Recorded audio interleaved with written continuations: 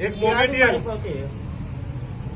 त्याचे काही आपले जसे मंडळ असतात त्याचे काहीतरी कमिट्या आहेत आणि या कमिट्या वाढवण्यासाठी हे कोलेगावात येऊन जेवढे मुसलमान आहेत तेवढे मुसलमानांची हे पावत्या पडून त्या मंडळामध्ये यांना सामील करतात आणि हेच लोक पुढे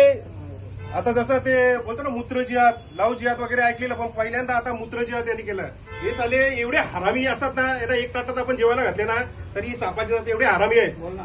याच्या तर कोलेगावातील सर्व मुसलमान मोमेटियन जे आहेत आई झवाडे त्यांना मी सांगतो की येत्या